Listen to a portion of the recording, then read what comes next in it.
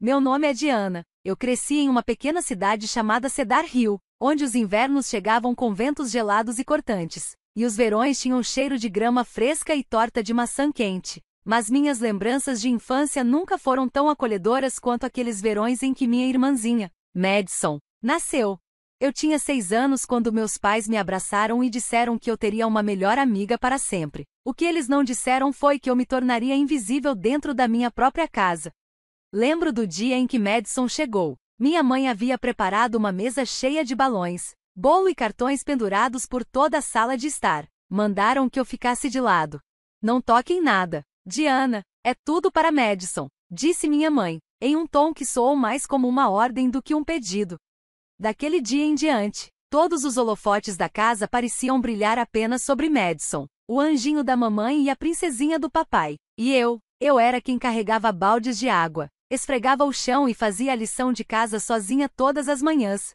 Minha mãe preparava o café da manhã exatamente como Madison gostava, panquecas em formato de coração, com xarope de bordo e morangos picados. Para mim, uma vez, sobrou uma torrada fria e um olhar igualmente gelado. Quando precisei de óculos novos porque não conseguia mais enxergar o quadro na escola, meu pai apenas disse: use os antigos. O aniversário da Madison está chegando. Precisamos economizar para um bolo grande. Eu não respondi, só assenti em silêncio.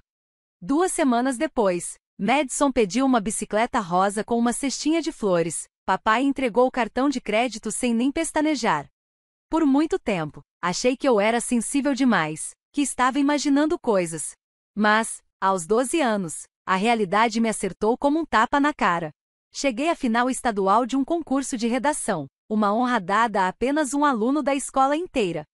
Mostrei o convite toda animada para minha mãe, esperando o mínimo de orgulho. Ela deu uma olhada, largou o papel na pia e disse: a festa da Madison é domingo, dá um jeito de ir sozinha, estou ocupada. E eu fui, 2 horas em um ônibus, segurando meu manuscrito impresso numa impressora velha. Eu não ganhei, mas nunca vou esquecer de como foi sentar sozinha naquele auditório, assistindo os colegas sendo aplaudidos por suas famílias, enquanto eu parecia pertencer a outro planeta. Madison cresceu cercada de tudo o que queria, os vestidos mais bonitos, os brinquedos mais caros e a admiração incondicional dos nossos pais. Ela se acostumou a mandar em mim, pegando minhas coisas sem pedir, me culpando pelos seus erros e sempre sendo defendida, não importasse o que acontecesse. Não seja egoísta, Diana, minha mãe disse uma vez. Quando me recusei a deixar Madison levar a jaqueta nova que a vovó tinha mandado especialmente para mim. Madison precisa dela para uma festa de aniversário. Você pode usar a velha. Aprendi a ficar quieta, a engolir minha frustração e a encontrar conforto nos livros, nos trabalhos escolares e nas notas de prova. Sempre tirei as melhores notas, a escola virou o único lugar onde eu podia respirar, onde eu podia ser simplesmente eu mesma. Construí um pequeno mundo só meu, um refúgio onde não precisava pedir permissão para me sentir amada. Antes mesmo de completar 13 anos, fiz uma promessa a mim mesma: um dia eu deixaria Cedar Hill. Sairia da sombra de Madison e nunca mais olharia para trás. Conquistei uma bolsa integral na Universidade de Michigan, graças a uma redação que escrevi sobre crescer sendo invisível. Quando segurei a carta de aceitação nas mãos, meu coração disparou pela primeira vez. Alguém, mesmo que fosse um grupo de estranhos, me enxergou e me valorizou. Naquela noite, deixei a carta sobre a mesa de jantar, esperando um abraço, um parabéns. Isso é legal, minha mãe disse, sem muita emoção. Mas neste fim de semana, Madison vai fazer testes para o grupo vocal júnior no Centro de Artes da cidade. Todos precisamos focar nela, ok? Ela nem levantou os olhos do frango que estava fritando. Eu assenti. Não me sentia mais triste, só vazia, como se tivesse sido ignorada por tanto tempo que, agora, a indiferença deles nem doía mais. Naquele outono, deixei Cedar Hill com apenas uma mala pequena e sonhos maiores do que o céu. Me formei em marketing, onde criatividade e estratégia se encontravam, e me joguei nos estudos com tudo. Ninguém veio se despedir. Sem festa, sem abraços. Mesmo assim, embarquei naquele ônibus de cabeça erguida, sabendo que, finalmente, eu estava seguindo um caminho diferente, o meu. Na faculdade, renasci. Ninguém me conhecia como a irmã da Madison. Eu era Diana Brooks, aquela que sempre levantava a mão primeiro nas aulas, que lançava as ideias mais ousadas nos projetos, que recebia e-mails dos professores dizendo: sua apresentação superou todas as expectativas. Arrumei um emprego de meio período em um café perto do dormitório. Estudava de manhã, trabalhava à tarde e varava a noite terminando trabalhos. Sem férias de primavera, sem viagens de fim de semana, mas eu tinha um plano: me formar um semestre antes e ganhar experiência no mercado o mais rápido possível. Quando meus colegas iam para casa nas férias, eu ficava no campus, trabalhando como assistente de pesquisa para uma professora estudando o comportamento do consumidor. Escolhi o trabalho em vez da família, porque o lugar que eu chamava de lar nunca realmente pareceu um. 3 anos depois, me formei com honras e recebi uma oferta de emprego em tempo integral da Harper & Lane, uma das maiores empresas de marketing da região, onde já havia estagiado no primeiro ano. No verão, me mudei para Chicago. Aluguei um pequeno apartamento no West Loop e comecei a construir uma nova vida, livre da sombra de Madison e dos olhares de desaprovação da minha mãe. Todas as manhãs, eu entrava no escritório, me sentava à minha mesa perto da janela no 12º andar e olhava para as ruas movimentadas com paz no coração. Eu não era mais a criança escondida atrás da cortina enquanto Madison fazia aulas de música e arte. Agora, eu era uma mulher com voz, reconhecimento e o poder de escolher meu próprio caminho. De vez em quando, eu recebia uma mensagem da minha mãe, sempre sobre Madison. Ela estava estagiando numa marca de moda, ou se apresentando na TV para o prefeito. Você viu? Ela perguntava. Nunca uma palavra sobre mim. Ela nunca perguntou como eu estava. Nunca mencionou meu trabalho ou as conquistas pelas quais eu havia lutado tanto. Eu respondia com um que ótimo, parabéns para ela, e desligava. Até que um dia, durante uma reunião interna importante, apresentei uma campanha chamada Human Brand, onde conectei a emoção humana a todas as camadas do marketing. A sala ficou em silêncio. Então, o diretor assentiu. Essa campanha realmente me tocou. Diana, você me fez refletir sobre mim mesmo. Naquela noite, cheguei em casa, abri meu laptop e entrei no painel da empresa. Vi meu bônus de desempenho, 6 dígitos no meu primeiro ano. Chorei, não pelo dinheiro, mas porque, finalmente, alguém havia me dito: você emocionou as pessoas. Imprimi aquele e-mail e colei na minha geladeira. Algo que nunca existiu na casa da minha infância.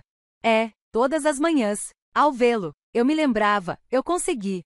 Então, numa tarde de fim de semana, enquanto lia perto da janela, meu celular tocou. Na tela, mamãe está ligando. Fiquei olhando para o aparelho. Não queria atender, mas parte de mim, curiosa, atendeu. Depois de tantos meses, o que ela queria? Era um convite formal, frio para a festa de noivado da Madison. Você deveria vir, a família toda vai estar lá, disse ela, como se eu já não fizesse mais parte da família. Minha intenção era recusar, mas, de algum jeito, acabei dizendo sim. Talvez eu precisasse de um encerramento. Talvez eu só quisesse ver, com meus próprios olhos, o quão radiante Madison estaria como a estrela da noite. Voltei para Cedar Hill, sentada em silêncio no canto mais afastado da festa, uma estranha dentro da minha própria família. Ninguém perguntou sobre minha vida ou meu trabalho em Chicago. Mamãe falou comigo em tons suaves e vazios, só para manter as aparências. Mas, no meio daquele cenário, uma pessoa se destacou: Andrew, o melhor amigo do noivo. Ele era fotógrafo freelancer, de Austin, de volta à cidade temporariamente para um projeto comunitário. Conversamos apenas alguns minutos durante a festa. Mas acabamos trocando mensagens por horas depois da festa. Andrew não era como nenhum homem que eu já havia conhecido. Ele não me via através da lente de irmã da Madison, nem como um currículo ou uma pontuação de desempenho. Ele olhava diretamente para mim e realmente me ouvia. Começamos um relacionamento à distância e, no final de outono, ele se mudou para Chicago, trazendo uma câmera velha e 2 gatos de rua que estava criando. 1 ano depois, em uma tarde chuvosa, ele me pediu em casamento. Antes mesmo que pudesse se ajoelhar, eu já tinha dito sim. Rimos o caminho inteiro de volta para casa. O casamento nem sempre foi fácil, com os dois correndo atrás dos próprios sonhos, mas Andrew sempre soube como me fazer sentir amada. Às vezes com algo simples, uma xícara de café quente pela manhã, ou um bilhete deixado no meu laptop dizendo: hoje você está ainda mais incrível. Quando eu tinha 32 anos, demos as boas-vindas ao nosso filho, Elliot, um garotinho com os olhos cinzentos do pai e um sorriso que fazia meu coração transbordar. Eu tinha medo da maternidade. Temia repetir os erros da minha mãe. Mas Elliot me ensinou que o amor verdadeiro não é algo pelo qual você precisa implorar. É algo que floresce naturalmente quando você deseja, de verdade, o melhor para alguém. Nas primeiras noites, eu andava pela sala com Elliot nos braços, embalando-o ao som de um jazz suave no fundo. Andrew, sentado na mesa do canto, editava fotos, mas sempre olhava para cima quando me ouvia suspirar. Deixa que eu troco a fralda, ele dizia, como se viesse me resgatar. Foi ali que percebi, aquela era a família que eu sempre sonhei ter. Elliot cresceu num pequeno apartamento cheio de desenhos, livros de histórias e amor. Cada choro era recebido com paciência, não com frustração. Não tínhamos muito, mas era suficiente para que meu filho nunca precisasse perguntar: mãe, você me ama? Como eu tantas vezes perguntei em silêncio na infância. Mas tudo começou a mudar quando Elliot fez 3 anos. Andrew aceitou um grande projeto em Seattle, que duraria 6 meses. Eu o apoiei. Seus sonhos eram tão importantes quanto os meus, mas a distância entre nós cresceu. As ligações ficaram mais curtas. As respostas às mensagens, mais espaçadas. Até que, numa terça-feira à noite, logo depois de colocar Elliot para dormir, meu telefone tocou. Era Andrew. Diana, acho que precisamos conversar, ele disse, hesitante. Eu conheci alguém em Seattle. No começo não era nada sério, mas agora. Eu não chorei. Não gritei. Só senti um vazio familiar me invadir, como uma música triste que eu já conhecia de cor. Era a mesma sensação de invisibilidade que me consumia na infância, quando minha mãe ignorava minhas conquistas para exaltar Madison. E agora? Lá estava ela de novo, só que em outra forma. O homem que eu mais amava havia escolhido um caminho que não me incluía, nem a Elliot. Andrew pediu desculpas repetidamente. Disse que continuaria sendo um pai presente, que apoiaria Elliot, que não iria desaparecer. Mas a verdade era simples. A família que eu pensei ser sólida, agora era apenas eu e meu filho. Naquela noite, sentei no chão, encostada no berço de Elliot. Ele dormia profundamente, sem saber que seu mundo acabava de mudar. Olhei para ele e, em silêncio, fiz uma promessa. Eu nunca deixaria que ele crescesse do jeito que eu cresci. Mesmo que fossemos apenas nós dois, ele sempre saberia que, para mim, ele nunca seria uma segunda opção. Ele seria minha prioridade, meu amor, meu tudo. Depois daquele telefonema fatídico, Andrew arrumou suas coisas e foi embora. Sem gritos, sem brigas. Tudo terminou tão silenciosamente quanto começou. Fiquei sozinha na cozinha, na manhã seguinte, olhando para o espaço vazio onde a caneca de café dele costumava ficar. Mas eu não me permiti desmoronar. Não por mim, por Elliot. Ele precisava de um adulto forte, alguém que encarasse o mundo de frente. Não uma mãe que chorava toda vez que ele adormecia. Quando tudo parecia estar desmoronando, algo inesperado aconteceu. Algo que veio do último lugar de onde eu esperava, a família de Andrew. No dia seguinte, recebi uma ligação de Sarah, mãe de Andrew. Diana, ele nos contou tudo, ela disse com a voz suave pelo telefone. Não sabemos bem o que dizer, mas o que sabemos é que você e Elliot continuam sendo parte da nossa família. Segurei o telefone em silêncio por um longo tempo.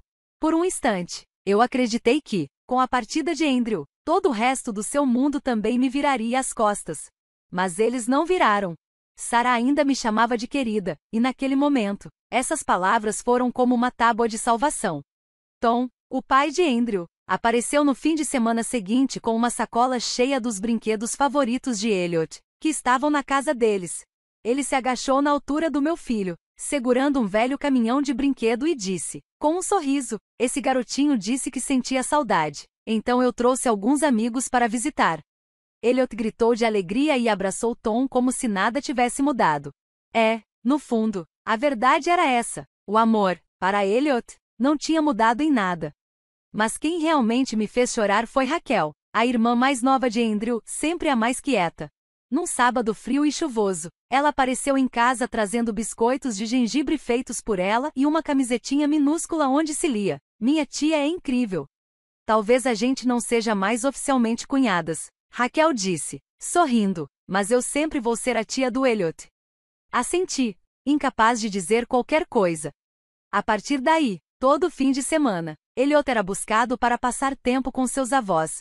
Sarah o ensinava a assar bolos. Tom o mostrava como plantar tomates no quintal.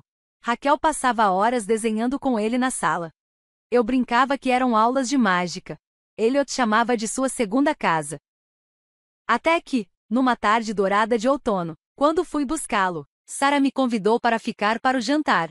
A mesa de jantar ainda estava lá, com o meu antigo lugar reservado, o mesmo de quando eu fazia parte daquela família. Mas desta vez, eu não era mais a esposa de Andrew. Eu era apenas eu, uma mãe solteira, recebida com carinho e respeito genuíno. Enquanto terminávamos de lavar a louça, Sarah colocou a mão em meu ombro e disse: Diana, eu sei que você é forte, mas ser forte não significa fazer tudo sozinha. Essas palavras ficaram gravadas em mim. Não eram palavras de pena, eram um lembrete de algo muito mais importante. Eu não estava sozinha. Alguns meses depois, quando ele completou 4 anos, organizei uma pequena festa no parque da vizinhança. Só alguns amigos próximos, colegas de trabalho, e toda a família de Andrew. Depois que Elliot apagou as velinhas, Sarah me abraçou apertado e sussurrou: podemos não ser parentes de sangue, mas nossos corações ainda escolhem você. Naquela noite, enquanto colocava Elliot na cama, ele passou os bracinhos em volta do meu pescoço e disse: mamãe, eu te amo, e amo a vovó, o vovô e a tia Raquel também. Abracei-o forte, minhas lágrimas se misturando ao travesseiro dele. Talvez eu tivesse perdido um marido, mas tinha ganhado algo infinitamente mais precioso, uma família de verdade, construída não por obrigação, mas por escolha. Fiquei ali, observando meu filho adormecido, a luz noturna desenhando sombras suaves sobre seu rostinho tranquilo. E fiz um voto silencioso: não importa o que aconteça, eu nunca deixaria ele crescer sem amor.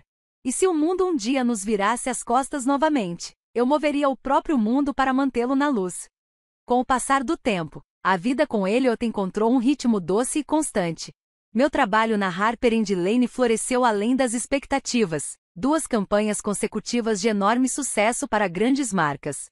Fui promovida a diretora criativa da região Centro-Oeste, um cargo que muitos na indústria levavam mais de uma década para alcançar. Usei meu primeiro bônus para dar entrada em uma casinha nos subúrbios de Nepville. Tinha um quintal enorme para Elliot correr livre e um escritório ensolarado só para mim. Brincando, apelidei aquele lar de meu paraíso pós-divórcio. Uma semana depois da mudança, meu telefone tocou. No visor, o nome que eu não via há muito tempo: minha mãe. A mulher que praticamente desaparecera da minha vida desde a festa de noivado de Madison. Diana, ela disse, sua voz soando estranhamente alegre. Ouvi dizer que você comprou uma casa maravilhosa. Adoraríamos fazer uma visita, se você não se importar. Hesitei por alguns segundos. Então respondi, com calma: sim. Em parte por curiosidade. Em parte, por Elliot. Eles chegaram em uma tarde de sábado, trazendo uma pequena sacola de presente e uma caixa de biscoitos de gengibre. Mamãe abraçou Elliot como se não tivesse esquecido 3 aniversários seguidos. Papai não conseguia parar de elogiar a nova cozinha, a geladeira, até o tapete do corredor. Elliot, com seu coração ainda intocado pela rejeição, foi imediatamente amigável. Mostrou seus desenhos, levou-os para um tour pela casa e até presenteou a vovó com uma coroa de papel que ele mesmo tinha feito. Fiquei à distância, sem saber se meu coração deveria derreter ou congelar. Nas semanas que se seguiram, meus pais passaram a se envolver mais.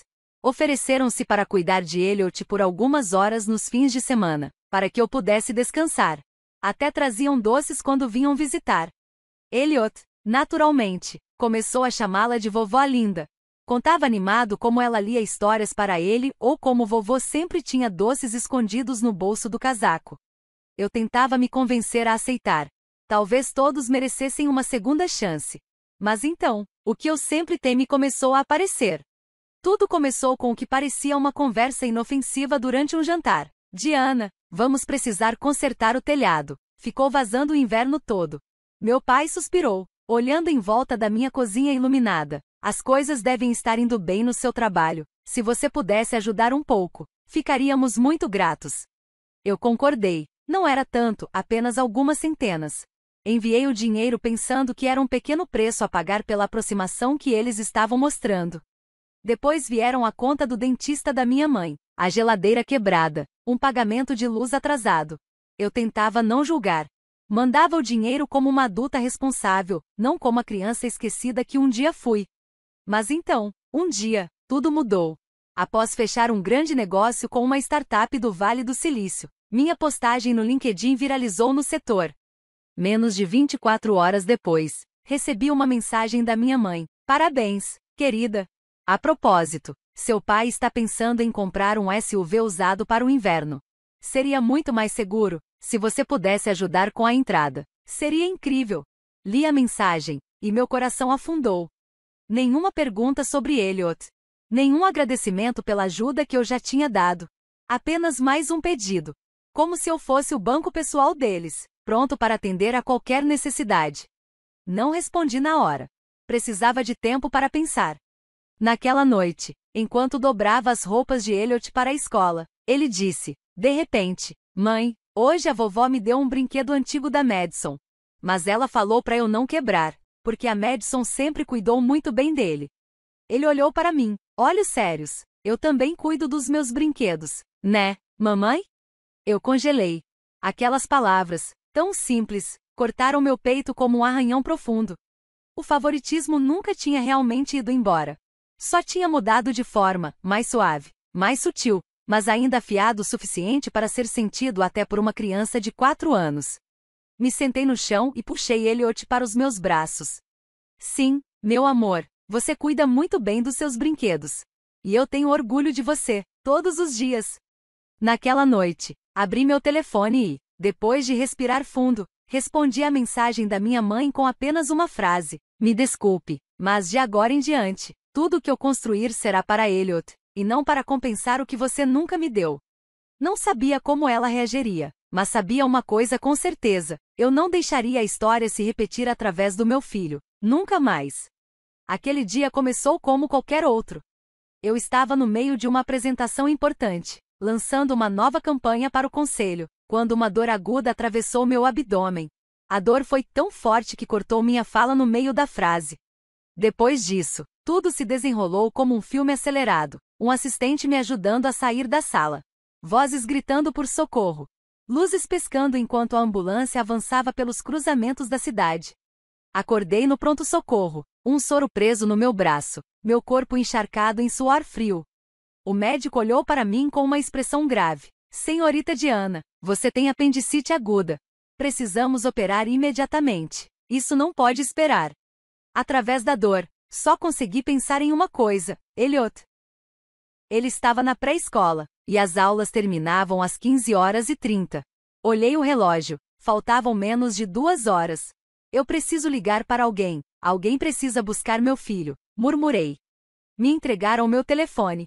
Meus dedos tremiam enquanto eu descava o número da minha mãe. Apesar de tudo, uma parte de mim ainda esperava que, só desta vez, ela pudesse ser a mãe que eu sempre sonhei. Ela atendeu no quarto toque. Diana, o que foi? Mãe, estou no hospital. Preciso fazer uma cirurgia de emergência. Você pode, por favor, buscar o Elliot na escola? Houve uma pausa. Muito longa. Muito fria. Então ela respondeu, seca. Acho que não vai dar. Estamos nos preparando para a festa de promoção da Madison hoje à noite. O restaurante já está reservado, e quase 60 pessoas vão vir. Respirei fundo, tentando não me desfazer por dentro. Mãe, eu estou deitada em uma cama de hospital. Elliot precisa de alguém, ele é seu neto. Ela suspirou, impaciente. Diana, por que você sempre complica tudo? Estamos muito ocupados. E esse menino, correndo para lá e para cá, fazendo pergunta o tempo inteiro. Sinceramente, não acho que seja uma boa ideia pegá-lo hoje. As palavras dela me rasgaram por dentro. Olhei para o vazio do quarto, tentando entender se eu tinha ouvido direito. Repeti, com a voz embargada, Elliot não é um fardo. Ele é seu neto.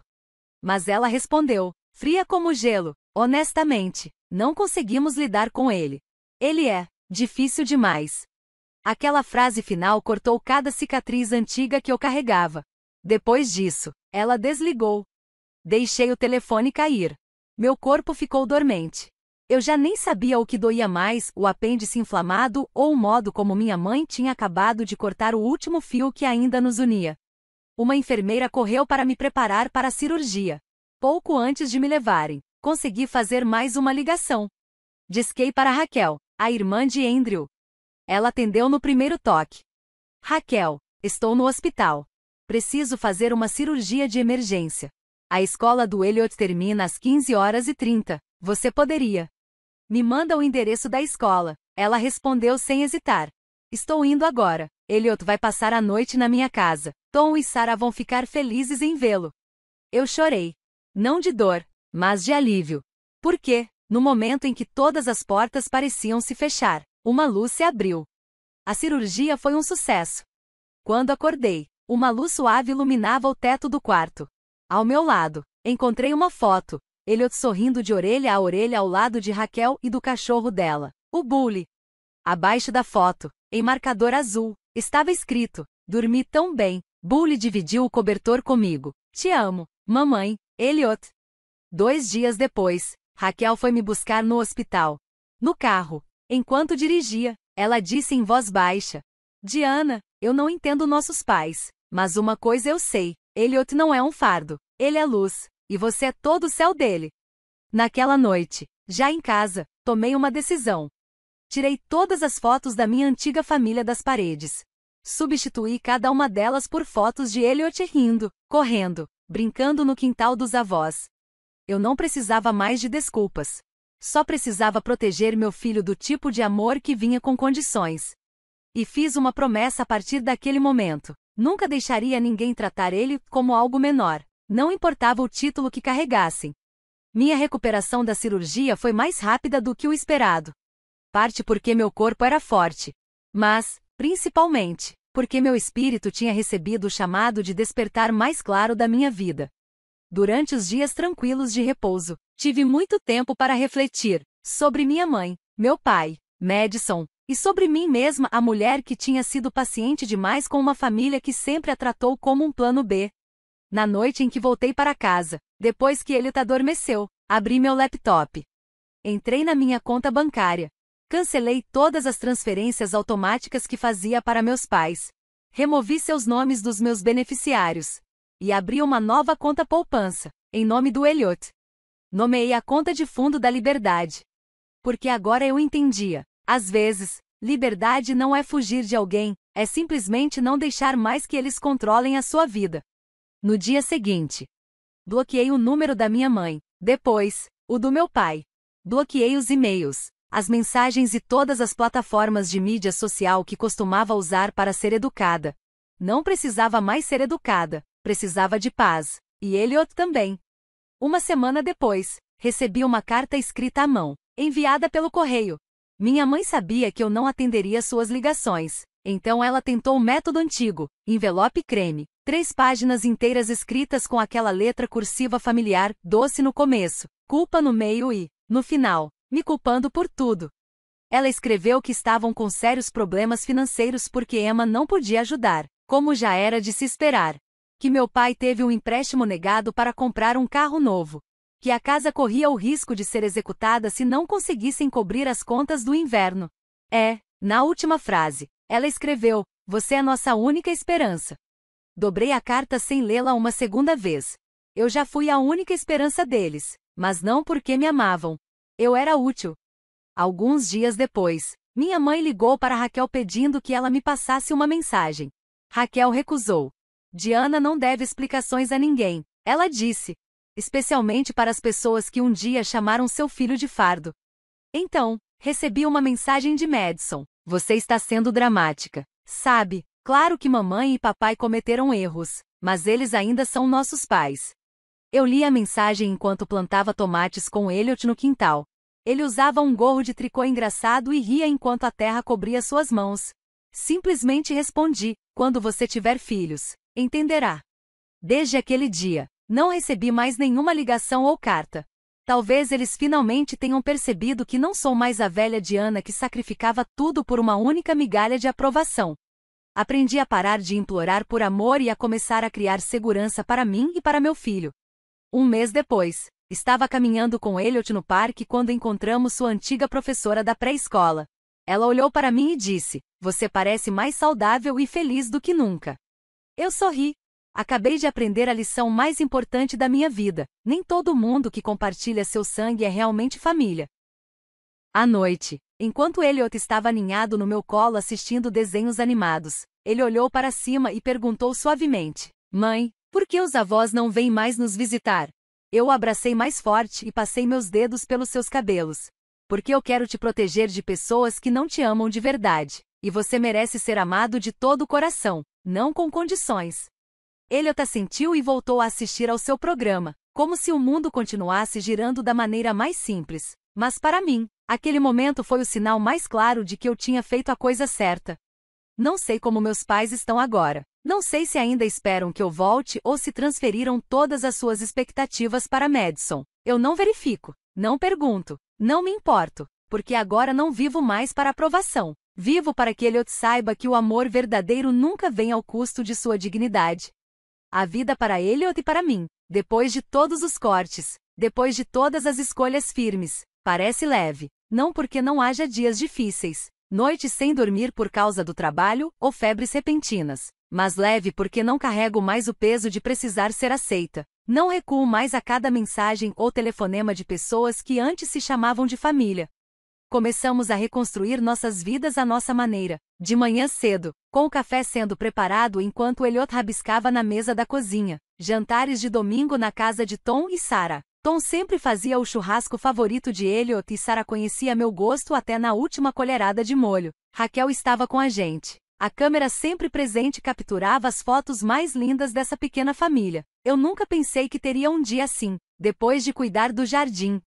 Elliot sentou-se nos degraus da varanda com giz de cera e papel de desenho. Ele estava desenhando uma grande árvore com galhos largos, cada galho segurando uma pessoa. Perguntei: "Que tipo de árvore é essa, querido?" "Uma árvore genealógica", respondeu Elliot, apontando para cada uma delas. "Este é você, este sou eu, este é o vovô Tom, a vovó Sarah, a tia Raquel e o Max." Max era o cachorrinho que Raquel adotou recentemente, agora o melhor amigo de Elliot. Foi quando percebi que nenhum nome do passado daqueles que nos ouviram apareceu naquela árvore. Nem Linda, nem James, nem Madison. Elliot tinha escolhido sua família, e ele escolheu bem. À noite, quando Elliot estava dormindo profundamente, eu costumava sentar sozinha na sala de estar, com uma luz amarela suave se espalhando pelo chão de madeira. Penso nos dias em Cedar Hill, quando eu era a garota quieta atrás da porta, observando Madison ser coberta de elogios enquanto eu ficava com uma tigela de cereal frio. Agora, eu não estava mais atrás de nenhuma porta. Eu tinha saído, trilhado meu próprio caminho e construído um lar onde a felicidade não precisava da permissão de ninguém. Uma tarde, Raquel e eu levamos Elliot ao festival de outono no Central Park. Quando ele pediu para andar nos pôneis, Raquel sorriu radiante. Tia Raquel é a fotógrafa oficial hoje. Ela tirou dezenas de fotos de Elliot, com os olhos brilhando sob o sol dourado do outono. Naquela noite, enquanto eu estava limpando, Elliot de repente me abraçou por trás e sussurrou: "Mamãe, eu tenho uma família de verdade?" Eu me virei e me ajoelhei na altura dele. "O que você quer dizer, querido?" Um garoto na escola disse: "Meus pais são divorciados, então estou sozinho, mas não estou sozinho, certo?" Eu o abracei forte, engasgando: "Não, querido, você não está sozinho. Você tem a mim, vovô, tia Raquel, Max, você tem um mundo inteiro que te ama mais do que tudo." Elliot assentiu firmemente, como se precisasse ouvir isso apenas uma última vez para acreditar. "Então vou desenhar um coração na nossa árvore genealógica." Sorri gentilmente, escovando seus cabelos. "Sempre serei o galho mais forte para você se apoiar, sempre que precisar." Os dias que se seguiram passaram em paz. Não procurei mais ligações do passado. Não esperei mais por desculpas atrasadas, porque agora eu já tinha tudo o que sempre desejei, não por sangue, mas por escolha. Escolhi o amor genuíno, escolhi a segurança para meu filho e escolhi a mim mesma. A história de Diana é um lembrete poderoso de que nem todos que compartilham seu sangue merecem um lugar em sua vida. O amor verdadeiro não vem do dever, vem da escolha e do respeito. Quando temos a coragem de cortar laços com relacionamentos tóxicos, não apenas nos salvamos, mas criamos um espaço saudável para a próxima geração crescer. Diana escolheu o amor incondicional por seu filho e por si mesma. Uma escolha corajosa, sábia e bela. O que você acha da decisão de Diana? Você teria feito o mesmo no lugar dela? Compartilhe seus pensamentos nos comentários e não se esqueça de seguir o canal para mais histórias tocantes sobre família e amor.